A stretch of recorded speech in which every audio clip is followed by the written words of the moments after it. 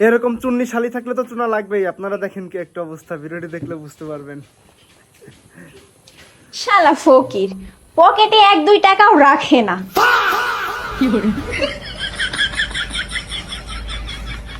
Lipstick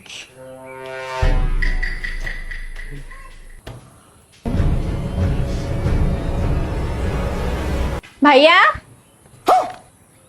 তোর প্যান্টের পকেটে আমি একটা জিনিস পাইছি।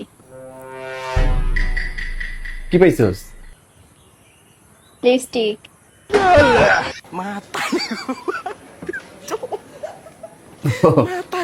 হয়েছে কি, ওটা তোর আপুর জন্য আমি কিনছিলাম, তা দিতে মনে ছিল না তো, তাই পকেটে ছিল আর কি। আপুর জন্য কিনছিলা? হ্যাঁ হ্যাঁ। তাহলে আমি দিয়ে দিই। না না না না, তোর দেওয়া লাগবে না, আমার কাছে দে, আমি দিয়ে দেবো।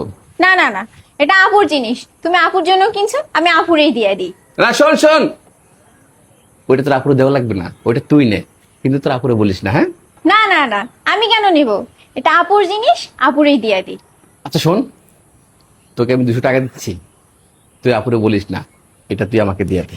না না, আমি ঘুষ খাই না, এটা আপুর জিনিস, আমি আপুরেই দিয়ে দিব। শোন, 300 টাকা দিবি না, আমাকে দিয়ে দে।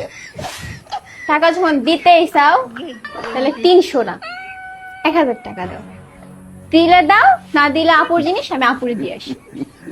আচ্ছা শোন, 500 টাকা নে। হবে না, 1000 দাও। আচ্ছা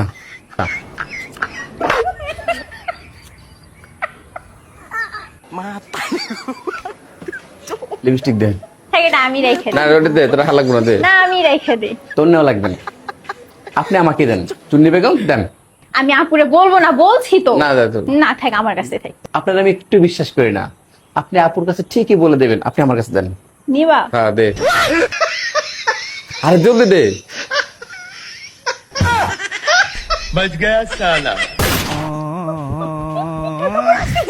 আল্লাহই জানে কি করে।